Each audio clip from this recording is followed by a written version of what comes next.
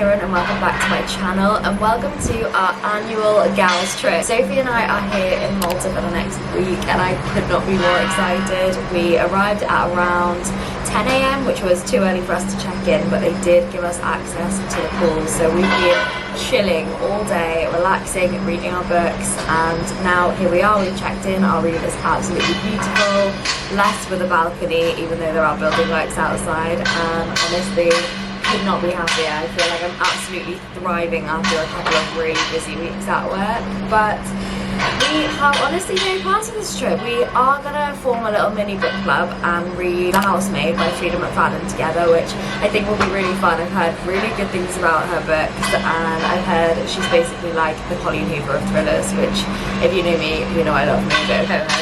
So the only thing is Sophie's a much faster reader than me, so we're going to try and do it at the same pace and see how it goes, and I'm really excited. So hope you enjoy this video and let's just get into it. Okay, we stopped through the grocery store to grab some snacks and then we're going to go straight back to the pool and make ourselves some cocktails. So we got a mixer each. I got some Sprite, Sophie got Fanta Limon, we got obviously vodka, and then for the snacks, tortilla chips. We got various dips, queso, which is my favorite, if you know, you know.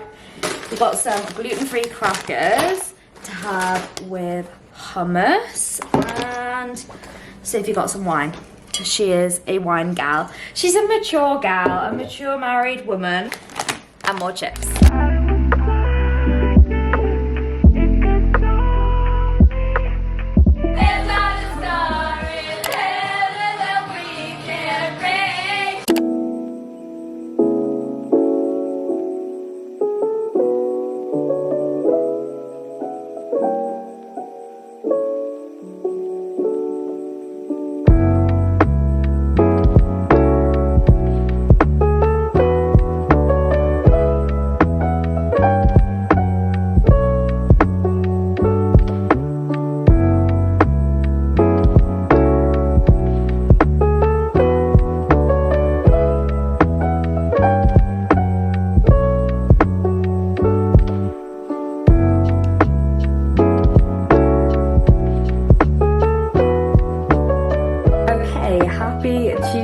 It's literally about 5 PM right now. We've spent the entire day exploring Valletta, which is the capital city of Malta, and honestly it's been idyllic, just wandering around, exploring, taking pictures, and it's so nice traveling with another girl because there's no impatience when it comes to taking pictures and videos, and it's just so much fun taking content for absolutely no reason. So we spent a bit of time doing that, did some shopping. I am, if you know me, a sucker for a souvenir shop, so we did wander into a few, but I did exhibit some self-control, and the only thing that I bought myself were these sunnies, which actually I think are really cute, and I'm happy with my purchase of the day. But like I said, it's about 5 PM now and we've just gotten back to our hotel, put our swim stuff on, and we are gonna head to the pool for this evening, which is just honestly sounds like a great plan. We had quite a wild night last night. We drank a lot, ate a lot, had a lot of fun, but I think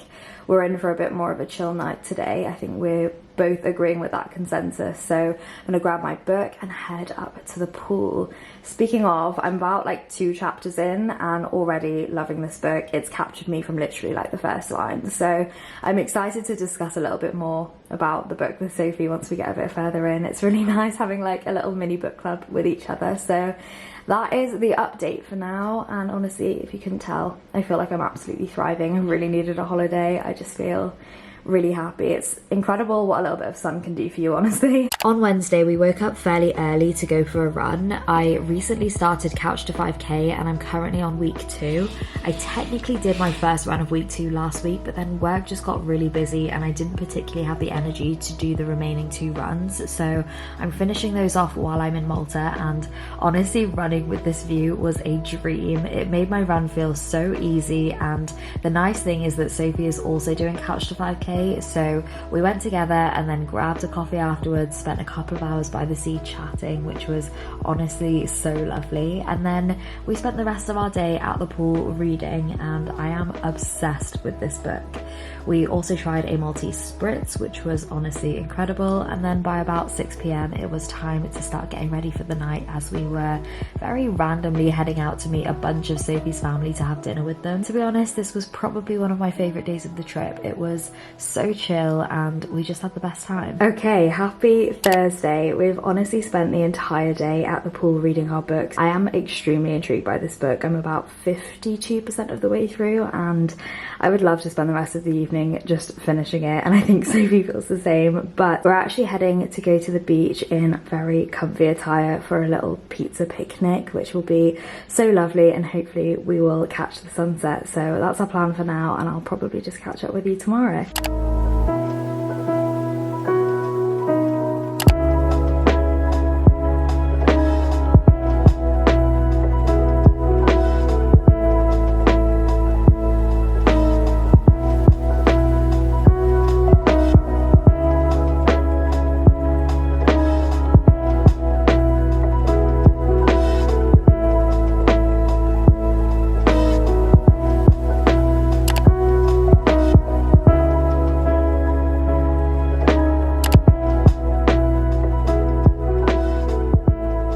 Okay, it's now Saturday and I feel like I've done a pretty terrible job at vlogging this week, but basically yesterday we spent the entire day at the Blue Lagoon. Sophie and I have been to Malta a couple of times before, so we didn't really feel the need to do too much touristy stuff this time round, so we've just kind of spent our time exploring different parts of the island, spending our time by the pool, by the beach, prioritizing reading our book, which I will get to in a minute. But yesterday was really lovely. The water is just so blue everywhere here, and unfortunately it's still that time of year where it's pretty cold, but I've honestly just been enjoying my time and having a good break, which I feel like I really needed. So today, like I said, is Saturday. It is our last day here, which is so sad, and Sophie has plans with her family, so today I've got pretty much the entire day to myself to do whatever I please. So I decided to just come find a cute little spot by the sea and try to finish my book. So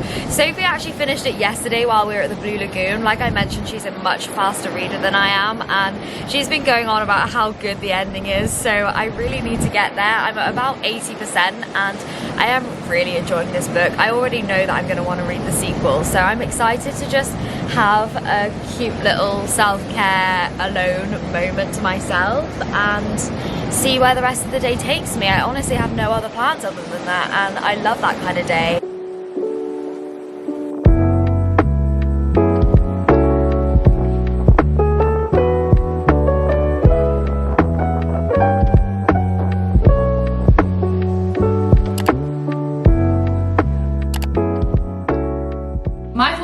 The review on the front of the book, I'm not sure if it was the front of the book, but anyway, one of the main reviews that I read for this book is that it was like an incredible twist. But I feel like the twist was kind of predictable. It was a good twist. Yeah, we guessed the twist. But we did guess it. Yeah, we did. Well, I thought that the husband and wife were working together at the beginning. Have you read My Lovely Wife? No. Oh, I'd highly recommend that. Okay. I'm not going to give you any spoilers, but it's a really good thriller. Okay. Really good thriller. I rated that 10 out of 10 too, but as we know, I'm a whore with my 10 out of 10, so I thought it was really good. I'm going to read the sequel to this before that though. Oh, 100%. We should start that on the plane tomorrow. Yeah. We should actually. What did you think of the book? I thought that it wasn't just one twist. I thought like it kept throwing shit out there and I was like, oh, okay. I was at 80% today when I started reading, and it was, what was it? And I was just like, oh my god. Oh, well, we found out why she went to prison. And I was like, what the fuck? I wasn't expecting that at Were you all. not? I wasn't expecting it. I thought it was going to be some kind of petty charge that she just got screwed over with. Well, yeah, but I thought that if that was the case, she would have said that. The fact that it was like not really revealed until later on made me think it's definitely going to be something big. Yeah, I didn't think about that. But I guess a lot of the other stuff that happened, I feel weird because she like employed this person to do her dirty work and then like sent her to do the dirty work of loads of other rich white people. Yeah, I thought it was kind of fucked up that she sort of manipulated her into killing him by also like traumatizing her, because she knew what was going to happen. Yeah. And but that he would do the she'd been same stuck with in her. that for years, and that was like her only option. Yeah. Also, did Enzo end up with Millie? You know how he was like, good luck on the interview, see you later for dinner. I feel like it's implied, but not outright stated. Maybe we'll find that out in the sequel. Oh, I hope so. I hope they end up together. Maybe, yeah. It's a bit weird though, he just went straight from Nina to her. What did you think about the revelation that at the end, where Andrew's mum was like, I noticed that his teeth were pulled out, I'm glad that you disciplined him, etc. So we know where he got it from. Yeah, what did you think about that? That I wasn't expecting. Yeah. I thought when Robert, Andrew's dad, was like, oh, anything we can do, let us know, I thought the twist was going to be actually he was the sadistic fuck, and it was going to come out some way, but then it was actually the mum. But then again, he loved like his wife to dress up like his mum and like behave like his mum, so he had some kind of weird complex with his mum. Yeah. So that makes a lot of sense. It did make a lot of sense. I do think though that it was a very feeble attempt at making him a complex character. Like, they could have gone into it a lot more. If they wanted to make him like seem like a traumatized guy who had a terrible childhood, who then grew up to be a terrible guy, they could have done it in such a different way. Yeah. I felt like it was such a cheap attempt at like giving him complexity. I think that's why I was a bit like, oh, such a okay. shock. That's why I wasn't expecting it, because they didn't really allude to that at all. Oh, I thought that was implied though. I thought that it was like, oh, okay, so that's why he's like that. But then I was like, in the opposite sense though, I thought, oh, that's why he's like that, like he's obsessed with his mum.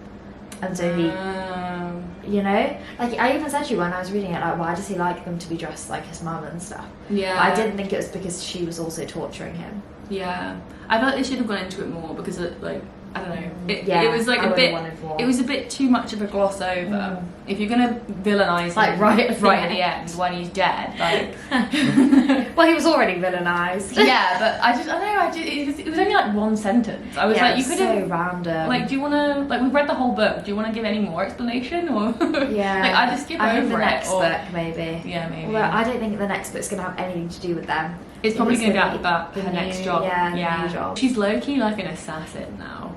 She's like, yeah, she's a, what did I call her before? An abuser killer. Yeah, she's an abuser killer. Maybe they keep that policeman on her side. Oh yeah, everywhere they go. I did think that was a bit convenient. That was too convenient. That was also a twist for me, like, oh, his daughter was whatever her name was. Yeah, I was like, oh, but then I was also like, that's very fucking convenient. I feel especially like they could have gone into that more. Yeah, especially considering like it might not have been like immediately obvious. Like, he was taking on a big risk by saying that to her. Yeah.